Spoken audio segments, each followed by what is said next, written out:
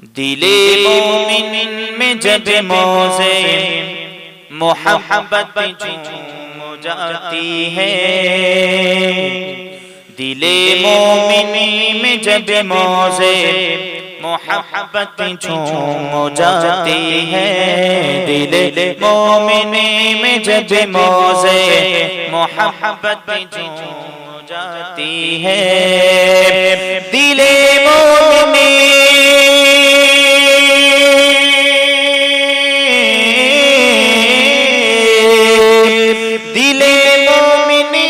जब मौज़े मोहब्बत झूम जाती है। दिले मोमिन में जब मौज़े मोहब्बत झूम जाती है तो कि मदीना याद आते ही, मदीना याद आते ही तबीयत झूम जाती है। कि मदीना याद आते ही तबीयत झूम जाती है।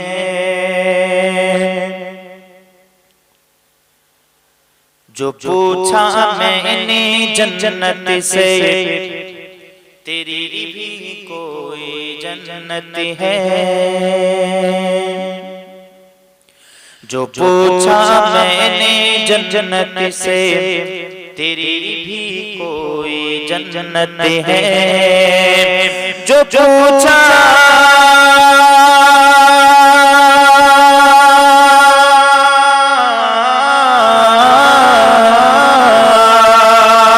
जो पूछा मैंने जन्नत से, तेरी भी कोई जन्नत है। जो पूछा मैंने जन्नत से, तेरी भी कोई जन्नत है तो जन्नत ने तो जन्नत ने तो जन्नत ने दिया मुझको, तो जन्नत ने दिया मुझको हवाला साहब से गुंबद का। दिले मोमिन में जब मौज़े मोहब्बत झूम जाती है। कि मदीना याद आते ही तबीयत झूम जाती है। अल्लाहुम्मा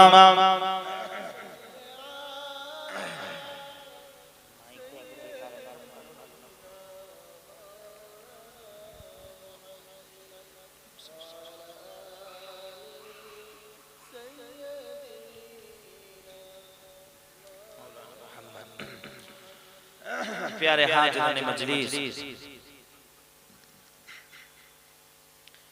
उपस्थित आमदिनदार ईमानदार अल्लाह वाला मुरब्बियान चाचाजानेरा, জওয়ান যুবকেরা, কচি বাচ্চা ছেলেরা, পর্দার অন্তরালে আমার মা ও বোনেরা, সকলকে আমার ভালোবাসা ও সালাম জানাই। আর সর্বপ্রথম সেই মহান আল্লাহ রাব্বুল ইজ্জাতের দরবারে লাখ কোটি শুকরিয়া ও তার হাবিবের দরবারে লাখ কোটি শুকরিয়া। কেন যে আল্লাহ পাক আমাদেরকে, আমাকে এবং আপনাদের সকলকে এরকম একটা জায়গায় বসার তৌফিক দান করেছেন। আমরা সকলেই জানি মাশাআল্লাহ এই জায়গাগুলো দুনিয়া থেকে আলাদা। এগুলো আর দুনিয়াবি মজলিস নয়, অন্যান্য কোন দুনিয়াবি মজলিসের মতো এই মজলিসগুলো নয়। কেন? এই মজলিসগুলো দ্বীনি মজলিস, নবিয়ানা মজলিস। এই মজলিসগুলোর সাথে আমার আপনার নবী তাজদারে মদিনা হুজুরের সাথে সম্পর্ক আছে এবং পরে আমরা এই মজলিসগুলো কায়েম করব। ঠিক না বলবো? আর অন্য কোন উদ্দেশ্য আছে না? দুনিয়াবি কোনো স্বার্থ আছে নাকি?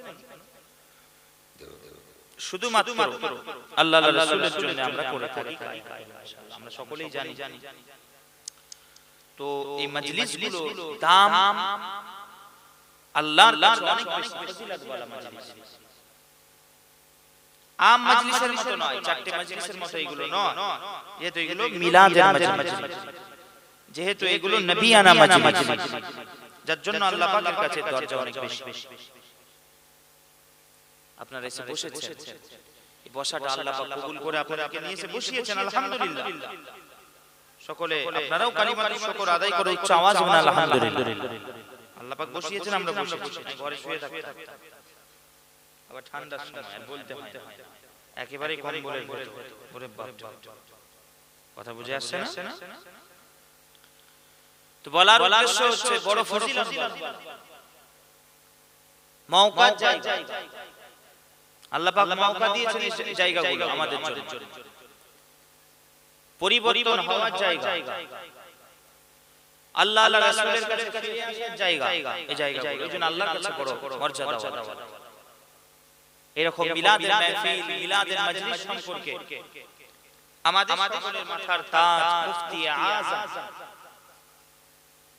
আমার পীর ও মুর্শিদ মুফতি আযম, আমার দাদা শেখ আবু জাফর সিদ্দিকী, जो हुजूर पीर किबला रहमतुल्लाहि अलैहि রাদিয়াল্লাহু তাআলা আনহু,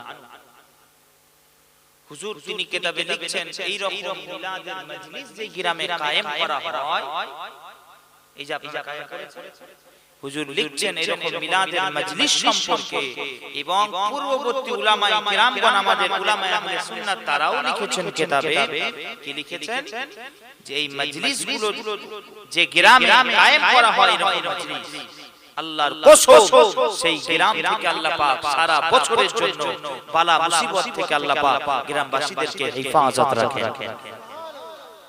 আরো জোরে বলে না, চিন্তা করে আবার তো এখন তো নানা রকম বালা মুসিবত হচ্ছে,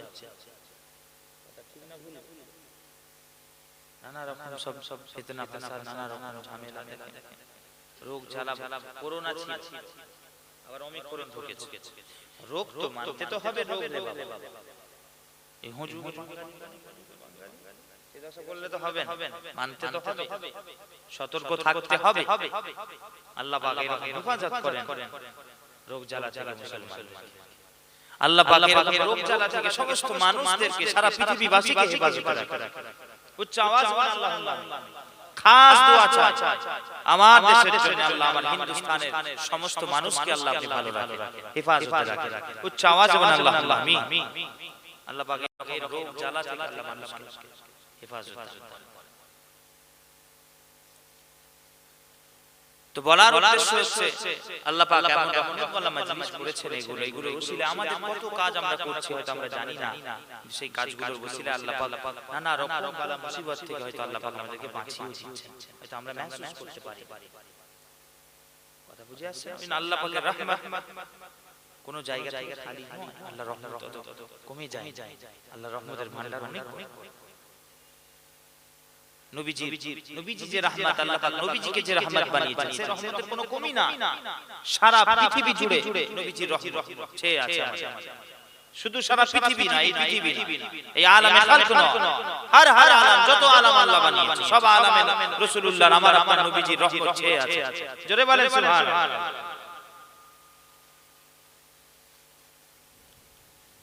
তো বলার উদ্দেশ্য মুসলমান এরকম মাহফিলগুলো আল্লাহ আল্লাহ রাসূলের দরবারে বড় মর্যাদা ওয়ালা মাহফিল, আল্লাহ পাক আমাদের সকলকে বোঝার তৌফিক দান করে। আমরা গাফিল হয়ে গেছি আজকে মুসলমান, আমরা দ্বীনের থেকে গাফিল হয়ে গেছি, দ্বীন ইসলামের থেকে দূরে সরে এসেছি। আল্লাহ আল্লাহ রাসূলের সাথে আমাদের সাথে সম্পর্ক নাই, নবীজির সাথে সম্পর্ক নাই, নায়েবে নবীদের সাথে সম্পর্ক নাই, নবীর খানদানের সাথে সম্পর্ক নাই, নবীর বংশধরদের সাথে কোনো সম্পর্ক নাই, নবীর আহলে বাইত পাক পঞ্জেতান হুজুরদের সাথে কোনো সম্পর্ক নাই। যার জন্য মুসলমান আপনি দেখেন আজকে আমাদের উপর এত জুলুম, এত অত্যাচার, নানা রকম ফিতনা ফাসাদে আমরা যত দিন যাচ্ছে তত জড়িয়ে যাচ্ছি। এর থেকে বাঁচার সব জায়গায় গিয়ে বলি, বর্তমান যে সময়ের ফিতনা, ঈমান চলে যাওয়ার যে আশঙ্কা, ঈমানের যে কমজোরি, ঈমানের ভিত্তি, এর একটাই জায়গা পূরণ করার। এই যে শূন্য স্থান আমাদের মাঝে আছে, এই শূন্য স্থান পূরণ করা একটাই জায়গা, একটাই রাস্তা আছে শূন্য স্থান পূরণ করা। মুসলমান উম্মতে মুহাম্মাদি শুনে নেন, যদি বাঁচতে চান, ঈমান বাঁচাতে চান, যদি দ্বীন বাঁচাতে চান, ইসলামকে বাঁচাতে চান, নিজে বাঁচতে চান, আল্লাহর কসম রাসূলুল্লাহর দরবারে আমার আপনার নবী তাজদারে মদিনা হুজুরের দরবারে হুজুরের চৌখাটে এসে আমাদেরকে হাজিরা দিতে হবে, তবেই আমাদের ঈমান বাঁচবে। কথা বুঝে আসছে? নবীজির দরবারে এসে যতক্ষণ না আপনি হাজিরা দিচ্ছেন, ইয়ানি নবীজির সাথে যতক্ষণ না সম্পর্ক করছেন, নবীজির সুন্নাতের সাথে যতক্ষণ না আমাদের সম্পর্ক হচ্ছে, যতক্ষণ না নবীজির কোন সুন্নাহ মুবারাকের সাথে আমরা একটা সম্পর্ক তৈরি করে নিতে পারছি, ততক্ষণ পর্যন্ত আপনি ঈমান বাঁচাতে পারবেন না। যদি বাঁচাতে চান, রাসূলুল্লাহর সাথে সম্পর্ক করে নেন মুসলমান উম্মতে মুহাম্মাদি। আর সময় আছে এখনো, এমন ভাববেন না যে চলে এসেছে এই চলে এসেছে বলে ধোঁকা দিচ্ছে কিছু। হ্যাঁ, আমরা কাছাকাছি এসে পৌঁছে গেছি কিয়ামত, তাই বলে এটা নয়। বাংলাদেশে বলছিল প্রথমে 2022 না 21 কিয়ামত, তারপরে আবার বাংলাদেশে বক্তা বলছে, হ্যাঁ কি বলছে, 29 সালে কিয়ামত হবে। কে বলছে 2040 সালে না 2050 সালে মেহদী আলাইহিস সালাম আসবেন। নানা রকম ঘন্টামি হচ্ছে। এখন বাকি আছে বললে তো হবে না, যে ইশারা এসেছে হাদিস পাকে, এখনো বাকি আছে কম বেশি 650 বছর, 700 বছর বাকি আছে। এখন দাঁড়ান, অনেক কিছু সংগঠিত হবে, পড়েন না কিতাবুল ফিতান পড়েন, কিয়ামতের আলামত, হ্যাঁ এটা সেটা সব পড়লে তো বোঝা যাবে কত কি সংগঠিত হবে, হতে চলেছে, হচ্ছে, হবে, বাকি আছে, সেগুলো হওয়ার টাইম দিতে হবে। বলে 2030 সালে, এই 29 সালে বলছে কিয়ামত হবে, মেহদী আলাইহিস সালাম আসবে, ভুং ভাং সব যে যা বলে বলে চলছে। আল্লাহ হেফাজত করেন। তো এরকম আবার বলে ধোঁকা পড়ে যাচ্ছে মানুষ। মুসলমান উম্মতে মুহাম্মাদি এখনো সময় আছে, এমন ভাববে না যে সময় নেই, এখনো সময় আছে, ফিরে আসেন। এখনো তওবার দরওয়াজা বন্ধ হয়নি। কথা বুঝে আসছে? তবে হয়ে যাবে জানি, কিন্তু মুসলমান উম্মতে মুহাম্মাদি এখনো সময় আছে, ফিরে আসেন। আর ফেরার রাস্তা, ফেরার জায়গা, যে কোথায় ফিরবো, কোন রাস্তায় যাব, কোথায় ঈমান বাঁচবে, কথা বুঝে আসছে? কোথায় গেলে ঈমান বাঁচবে, কোথায় গেলে নিজেকে হেফাজতে রাখবো, একটাই জায়গা, একটাই রাস্তা, আল্লাহর কসম, সেটা হচ্ছে সিরাতে মুস্তাকিম। কি জোরে বলে, সিরাতে মুস্তাকিম। আমরা দোয়া চাইছি, ঠিক কিনা বলেন? নামাজে পড়ি না মুসলমান উম্মতে মুহাম্মাদি আজকে দেখে রাসূলুল্লাহর থেকে আমরা কিভাবে দূরে সরে এসেছি, আর কিভাবে আমাদেরকে পরিকল্পনা করে নামধারী আলেম সমাজ, নামধারী আমাদের সমাজে মৌলী সাহেব, মোল্লা সাহেব, মৌলভী সাহেব, আমাদেরকে নবীজির দরবার থেকে দূরে সরানো হচ্ছে, নবীজির সাথে সম্পর্ক আমাদেরকে করতে দেওয়া হচ্ছে না, পরিকল্পিতভাবে সারা বিশ্ব জুড়ে। আর আমরা এদের ফাঁদে পা দিয়েই যাচ্ছি, বুঝতে পারি আর বোঝার চেষ্টাও করি না। দোষটা এখানে, বুঝতেও পারি না, না বোঝার চেষ্টা। কথা বুঝে আসছে? ফাঁদে পা দিয়ে দিচ্ছি। আজকে দেখেন সারা জিন্দেগি মৌলী সাহেব, মোল্লা সাহেব দোয়া চেয়ে গেল, ইমাম সাহেব। আমরা দোয়া চেয়ে আসছি, সূরা ফাতিহা সবাই পড়ি নামাজে, আলহামদুলিল্লাহি রাব্বিল আলামিন আর রহমানির রহিম, পড়ি কিনা? মালিকি ইয়াউমিদ্দিন, ইয়্যাকা না'বুদু ওয়া ইয়্যাকা নাস্তাঈন। তারপরে কি বলি? ধরে বলে ইহদিনাস সিরাতাল মুস্তাকিম। পড়ি কিনা জোরে জোরে? দোয়া মাংছে, yani চাইছি দোয়া মাওলার কাছে। আল্লাহ, আপনার ইবাদতে দাঁড়িয়েছি আল্লাহ, আমার মাবুদ আল্লাহ, ইবাদতে দাঁড়িয়েছি আল্লাহ, আপনি আমাকে সোজা রাস্তা দেখান, সিরাতুল মুস্তাকিমে পরিচালিত করেন। ঠিক কি না বলেন? দোয়া চাই কি না আমরা? সবাই চাই। একটু আওয়াজ দিয়ে বলেন না, চাই কি না? সবাই চাই আমরা, কিন্তু মৌলী সাহেব বুঝলো না যে সিরাতে মুস্তাকিমটা কি। কথা বুঝে আসছে? আর যদিও বা বুঝেছে, সব মৌলবীরা জানে যে হাকিকতে সিরাতে মুস্তাকিমটা কি, আসল হাকিকতে যেটা সিরাতে মুস্তাকিম কি, যদিও বা জেনেছে বলে। কথা বুঝে আসছে? যদিও বা জেনেছে, মানুষকে বলতে চাই না। কেন? ওই যে বললাম, পরিকল্পনা করে সারা দুনিয়া একটা পরিকল্পিত কি নবীর থেকে দূরে সরানো হচ্ছে, সরিয়ে দাও এদেরকে। মুসলমানদেরকে রাসূলুল্লাহর থেকে দূরে সরিয়ে দাও। এই মুসলমানরা যদি রাসূলুল্লাহর সাথে সম্পর্ক করে নিতে পারে, দয়া নবী তাজদারে মদিনা, দো জাহানের বাদশা হুজুর আকরাম সাল্লাল্লাহু তাআলা আলাইহি ওয়া আলিহি ওয়া সাল্লাম, মুস্তাফা জানে রাহমাত নবী, সেই নবীর সাথে যদি উম্মতে মুহাম্মাদিরা সম্পর্ক করে নিতে পারে, তাহলে এরা মিথ্যা থেকে দূরে চলে যাবে, এরা মিথ্যা বলবে না, এরা সত্য বলবে, এরা হারাম খাবে না, হালাল খাবে, এরা মানুষের উপর জুলুম করবে না, এরা মানুষের উপর অত্যাচার করবে না, এরা লোকের মেরে নেবে না, এরা লোকের হক মেরে নেবে না। এরা যদি হাকিকতে রাসূলুল্লাহর সাথে সম্পর্ক করে নিতে পারে, এরা যদি হাকিকতে নবীর খানদানের সঙ্গে সম্পর্ক করে নিতে পারে, আহলে বাইতের সাথে, আওলাদে রাসূলদের সাথে, আলে রাসূলের সাথে, নবীর আলের সাথে, পাক পঞ্জতনের সাথে এরা যদি সম্পর্ক করে নেয়, তাহলে এরা তো আর জীবনে কোনো খারাপ কাজ করবে না, এরা তো লোককে মালে কম দেবে না। কথা বুঝে আসছে?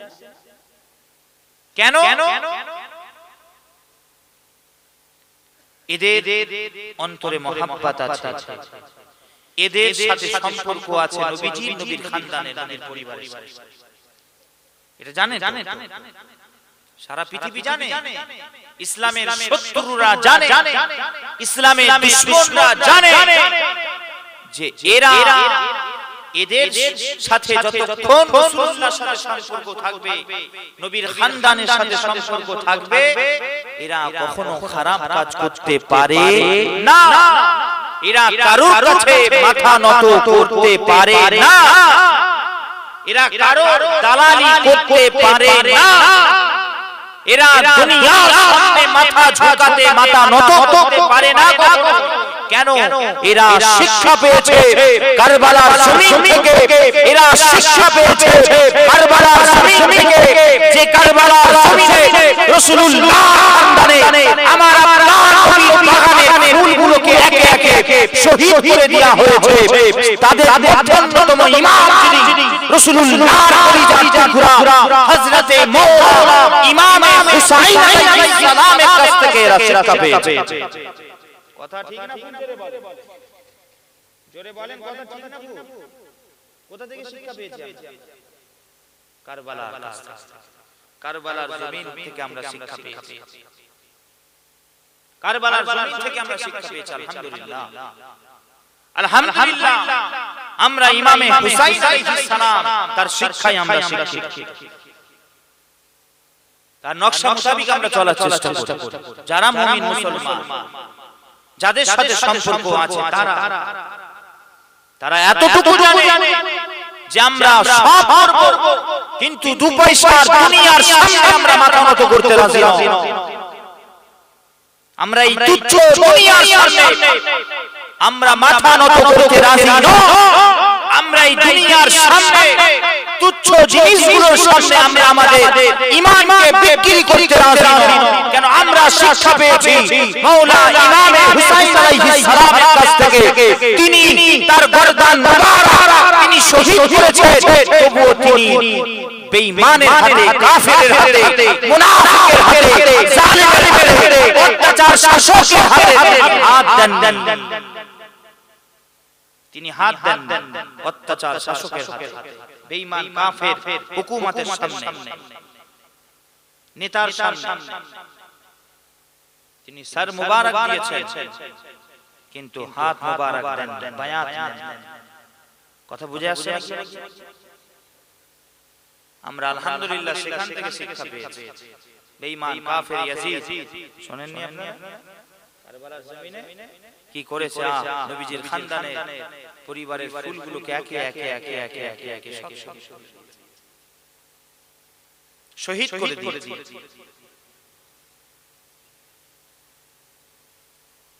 উজাড় করে দিয়েছে নবীর খানদানের বাগানের ফুলগুলো। সেই দিন কিন্তু মুসলমান যদি দেখা যায় জাহিলি ভাবে আমরা দেখতে পাই, সেই দিন কিন্তু প্রকাশ্যে জাহিলি ভাবে বেঈমান কাফের ইয়াজিদ কিন্তু জিতে গিয়েছিল। কোথায় তার জনসংখ্যা, তার সৈন্য সংখ্যা কোথায়? মাওলা ইমাম হুসাইন হুজুরের বাহাদুর, অল্প ক্ষুদ্র। সেই দিন যদি দেখা যায় প্রকাশ্যে বেঈমান কাফের ইয়াজিদ সেই দিন জিতে গিয়েছিল। কত কষ্ট দিয়ে, তাবুতে আগুন লাগিয়ে দিয়ে, পানি পান করতে না দিয়ে, কত যন্ত্রণার সাথে শহীদ করেছেন নবীর বাগানের ফুলগুলোকে। আম্মা জান যায়নাবকে কাফেলা নিয়ে গেছে বন্দি বানিয়ে দামেস্কের বাজারে নিয়ে গেছে। মুসলমান উম্মতে মুহাম্মদ ইমাম হুসাইন হুজুরের সর মুবারকটাকে তলোয়ারে করে নিয়ে গেছে। কত কষ্ট দিয়ে নিয়ে গেছে। আম্মা জান যায়নাবকে বেপরদাগি হালালে বন্দি বানিয়ে তিনাকে নিয়ে যাওয়া হচ্ছে দামেস্কের বাজারে।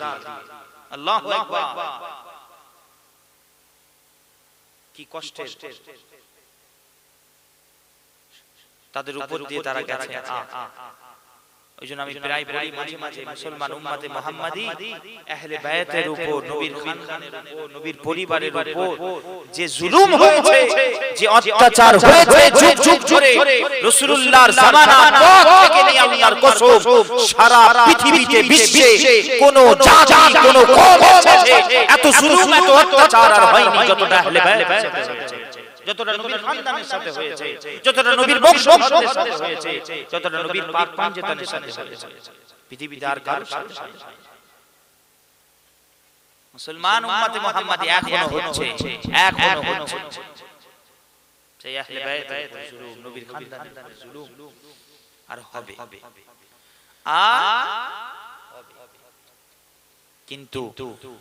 কিন্তু হর হামেশার জন্য, কিন্তু সকল সময়ের জন্য নবীর খানদান, নবীর পরিবার, নবীর আহলে বায়াত পাক পাঞ্জেতা তার অনুসারীরা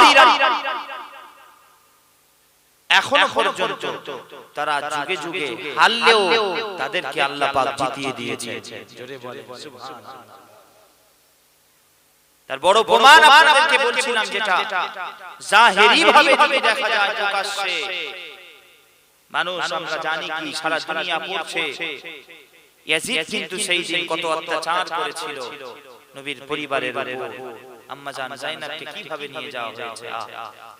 আম্মা জান যায়নাব সালামুল্লাহি আলাইহা সালাম, তিনি তার চুল মুবারক দিয়ে, চেহারা মুবারক ঢাকা দিচ্ছেন,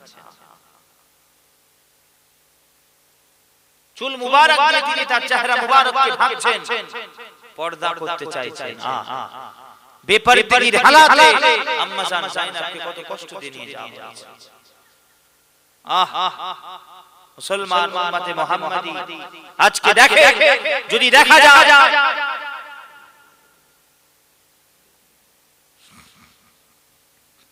আজকে যদি দেখা যায়, আজকে যদি দেখা যায় যেটা বলছিলাম, সেই দিন কিন্তু শুনছেন, এদিকে শুনছেন কি বললাম, সেই দিন কে জিতেছিল? নবীর পরিবারকে উজাড় করে দিয়ে সেই দিন জিতেছিল কিন্তু কে? ইয়াজিদ। কিন্তু যদি দেখা যায় বাগানের ফুলগুলোকে উজাড় করে দিয়েছিল নবীর বংশে, কিন্তু মুসলমান উম্মতে মুহাম্মাদি প্রকাশ্যে যদি দেখা যায় শহীদ করে দিয়ে মাওলা ইমাম হুসাইন আলাইহিস সালামকে, হয়তো কিছুক্ষণের জন্য ধরে নিচ্ছি, হয়তো হেরে গিয়েছিল, কিন্তু জিতেছিল কাফের বেঈমান ইয়াজিদ। এখানে থামিয়ে দিয়ে আপনাদেরকে আরেকটা অন্য জায়গায় নিয়ে যায়। আপনারা সকলে কম বেশি শুনেন, আপনারা সকলে কম বেশি নাম শুনেছেন জগৎ বিখ্যাত সুফি, জগৎ বিখ্যাত সুফি আল্লাহর ওলি হযরত জুনায়েদ বাগদাদী। আমরা শুনি তিনি যখন কি ছিলেন? বড় কি কুস্তিগীর বলে জানেন? বড় পেহলওয়ান কুস্তি করতে। তো তিনার কাছে এই এখন সব দেখবেন, সব দেখা যায় সব কুস্তি করছে। না, তবে এখনকার মতো না, এখনকার মতো নয়। ওই কি বলে, কি WWE বলে, জন সিনা ফিনার কি সব আছে বলে, আন্ডারটেকার, উফ বাপ বলো না, নাম বলো, আপনাদের থেকে বেশি এই যে কোচিগুলো বেশি জানে, জিজ্ঞাসা করেন, আপনি যা জানেন সব বলে দেবে। এই হয়েছে, আমি আমাকে জন সিনাকে ভালো লাগে, কি আমাকে একে ভালো লাগে, কি সব আছে বলে, রোমান মনে পড়েছে এতক্ষণ পর মনে আমার ভালো লাগে এই, তারপরে এইগুলো ভাববেন না। যা তো সেই সময় তিনি বিলায়েত পাননি, তখন তিনি ওই কুস্তি করছেন, তার কাছে আর কেউ না, যারাই আসে তারাই হারে। এই শুনেন, আপনাদেরকে ওখানে স্টপ করে এসেছি কারবালার জমি, ঠিক কি না? ওই গলিতে নিয়ে গেছিলাম, এখন ওই গলি থেকে একটু ঘুরে মোড়টা ঘুরিয়ে দিয়ে আপনাদেরকে নিয়ে গেছি জুনায়েদ বাগদাদী হুজুরের গলিতে। শুনেন, হুজুরের কাছে জুনায়েদ বাগদাদী, তখন হুজুরের কাছে কেউ নাই দ্বিতীয়, যারাই আসে তারাই হারে, কেউ জিততে পারে না। এত আল্লাহ পাক আমাকে পাওয়ার দিয়েছিলেন। একদিন কুস্তিতে নাম লিখিয়েছেন নবীর খানদানের একজন, সবাই জানেন, সংক্ষিপ্ত খালি টাচ দিচ্ছেন, নবীজির খানদানের একজন নাম দিয়েছে কুস্তি করবে। নবীর খানদান ভার্সেস জুনায়েদ বাগদাদী হুজুরের কুস্তি হবে, লড়াই হবে। আবার নবীর খানদানের একজন সদস্য, নবীর পরিবারের একজন সদস্য, আওলাদে রাসূল, নবীর খানদান, নবীর আল, সেই একজন সদস্য সাইয়্যিদ, রোগা পাতলা বেচারা, সে নাম লিখিয়েছে কুস্তি করবে। কোথায়? জুনায়েদ বাগদাদীর শরীর, বডি। কথা বুঝে আসছে? তো সব লোক মাঠে নেমেছে যখন খেলায়, যখন কুস্তি হবে,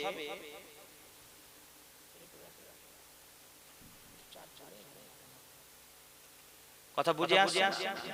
যখন খেলায় মাঠে নেমেছে গ্রাউন্ডে, তখন সব লোক হাসছে, বুঝছো এটা কে রে? রোগা পাতলা ছেলে, জুনায়েদ বাগদাদীর সাথে লড়াই পারে, সব হাসছে। না, শুরু হোক, ফাইটটা শুরু হোক, তখন বুঝবি।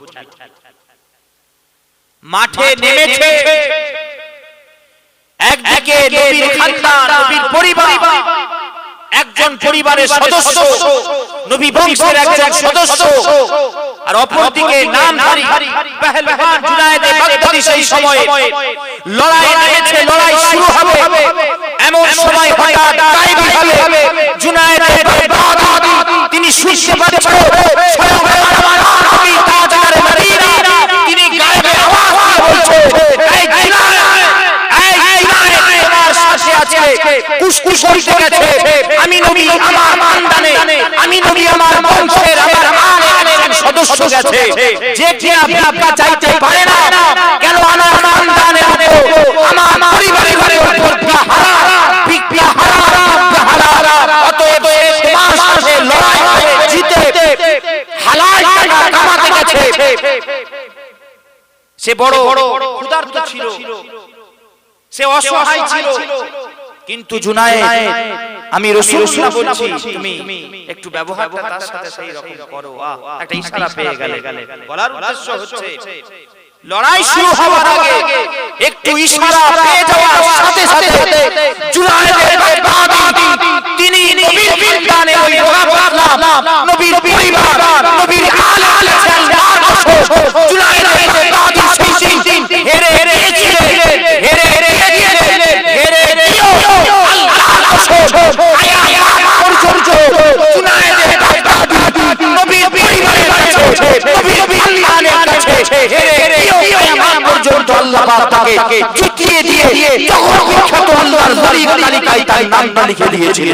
চিৎকার দিয়ে বলেন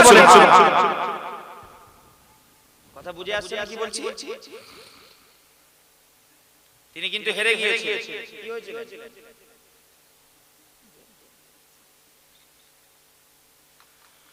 তিনি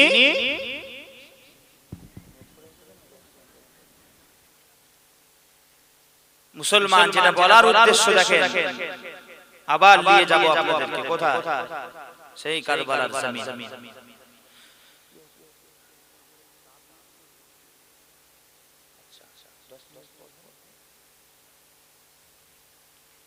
আবার নিয়ে যাব আপনাদেরকে কোথায়? চলেন কারবালার জমিনে যাই, ঘুরে আসি। একটু মোড়টা ঘুরিয়ে নেন মুসলমান। কি বলছিলাম? সেই দিন ৭২ কোথায় ছিল তার সংখ্যা? বেঈমান কাফের ইয়াজিদের সংখ্যা ক্ষুদ্র সংখ্যা। হযরত মাওলা ইমাম হুসাইন হুজুরেরা ধোঁকা দিয়ে কিভাবে ওদিকে যাব না, যেটা বলার উদ্দেশ্য সেই দিন কিন্তু জাহিরি ভাবে নবীর পরিবারে, নবীর খানদানের সদস্যগুলোকে এক এক করে উজাড় করে দিয়ে সেই দিন বেঈমান কাফের এক এক করে শহীদ করে দিয়েছিল নবীর পরিবারে। ইমাম আপনার ইমাম আলী আকবর হুজুর, আব্বাস আলামদার, এইভাবে করে পুরো নবীর বংশ উজাড় করে দিয়েছিল ওই বেঈমান কাফের ইয়াজিদ। বলার উদ্দেশ্য মুসলমান উম্মতে মুহাম্মাদি সেই দিন কিন্তু কারবালার জমিনে নবীর খানদানের সাথে এই রকম নির্মম জুলুম করে অত্যাচার করে প্রকাশ্যে জাহিরি ভাবে ইয়াজিদ কিন্তু জিতে গিয়েছিল, হুসাইন হুজুর কিন্তু হেরে গিয়েছিল।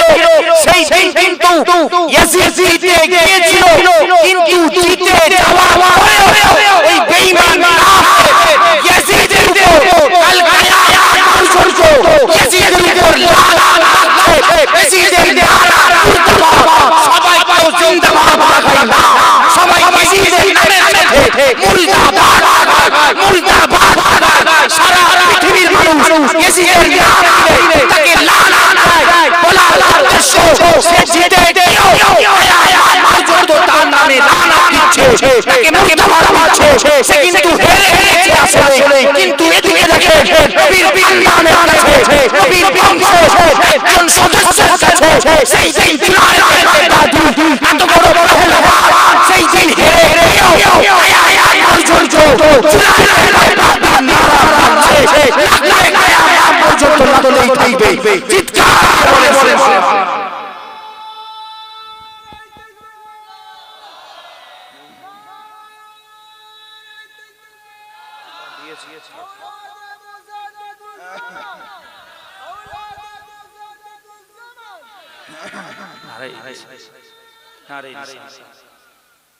নারে রিসালাত, উচ্চ আওয়াজ বলেন ইয়া রাসূলুল্লাহ, উচ্চ আওয়াজ বলেন নারে রিসালাত, নারে হুসাইন ইয়া হুসাইন, হযরত ইমাম হুসাইন জিন্দাবাদ। মুসলমান উম্মতে মুহাম্মাদি যেটা বলার উদ্দেশ্য, জুনায়েদ বাগদাদি এত বড় পেহেলওয়ান নবীর খানদানের কাছে, নবীর পরিবারের কাছে সেই দিন হেরে গিয়েছে, কিন্তু হেরে গিয়েও আল্লাহ পাক তাকে বেলায়েত দিয়ে বড় জামানার ওলি বানিয়ে দিয়েছিলেন। এবং তার নারা সেই জামানায়ও লেগেছে, এখনো লাগছে, কিয়ামত পর্যন্ত তার নামের নারা জিন্দাবাদ নারা লাগছে, লাগতেই থাকবে ইনশাআল্লাহ। কথা ঠিক না ভুল? জোরে বলেন, কথা ঠিক না ভুল? ইয়াজিদ হেরে গিয়েছে। মুসলমান উম্মতে মুহাম্মাদি বলার উদ্দেশ্য আমাদের আজকে দেখেন সেই নবীর খানদান, নবীর পরিবার, নবীর আহলে বায়াতের সাথে আমাদের সম্পর্ক নেই। সব জায়গায় বাড়াবাড়ি করে, ওই জন্য আমি মাঝে মাঝে বলি সব জায়গায় জিততে যেও না, সব জায়গায় জিততে যেও না, জেতার চেষ্টা করো না। বিশেষ করে নবীর খানদানের কাছে, নবীর পরিবারের কাছে কখনো কখনো হেরেও যাও। কথা বুঝে আসছে? জুনায়েদ বাগদাদি থেকে শিক্ষা নাও, নিয়ে হেরেও যাও কখনো কখনো। যদি হারতেই পারো তাহলে হাকিকাতে কিন্তু তুমি জিতবে। নবীর খানদানের কাছে সারা বিশ্ব কখনো জিততে পারেনি, না পেরেছে, না পারবে, না কিয়ামত পর্যন্ত পারবে। কথা ঠিক না ভুল? নবীর খানদান হর হামেশা সারা পৃথিবীর জমিনে, বিশ্বের জমিনে নবীর খানদানকে আল্লাহ এত দরজা দিয়েছে, নবীর খানদান জিতেই আছে, জিতেই আছে, জিতেই আছে। জোরে বলেন সুবহানাল্লাহ। সকলে মহব্বতে উচ্চ আওয়াজে জোরে শরীফ আল্লাহুম্মা। কমিটি লোক কি দেবে বলে তাদের দিয়ে দাও। হ্যাঁ, দিয়ে দিতে বলতে আওয়াজ আওয়াজ নিয়ে দেখেন না কেমন বিরক্তিজনক, মনে জোর করে বসে বসে নবীজির উপর দরুদ পড়ছেন, মহব্বতে পড়েন। এখন ফুটবল ম্যাচ হলে তো ভালো আপনাদের আওয়াজ বেরোবে, আপনাদের গলায় তখন আর বলতে হবে না, আপনাদের ভলিউম ফুল হয়ে যাবে। নবিয়ানা মাহফিলে বসে ক্রিকেট ম্যাচে চলে যাও, এদেরকে পাঠিয়ে দাও, যারা বসে আছে পাঠিয়ে দাও, বলতে হবে না 6-4 মারলে গোল হলে চিল্লাবে। এখানে দরুদ শরীফ পড়ছি নবীর উপর, বিয়াদবি হচ্ছে, চলে যান ঘরে, চলে যান, গিয়ে শুয়ে পড়ে। ছেলে খেলা করতে এসে লাভ নেই তো এখানে। সকলে উচ্চ আওয়াজে মুহাম্মদে প্রাণ করে নবীজির উপর দরুদ শরীফ পড়া হচ্ছে, নবীর খানদানের উপর দরুদ, উচ্চ আওয়াজে দরুদ শরীফ। আল্লাহুম্মা সাল্লি আলা সাইয়্যিদিনা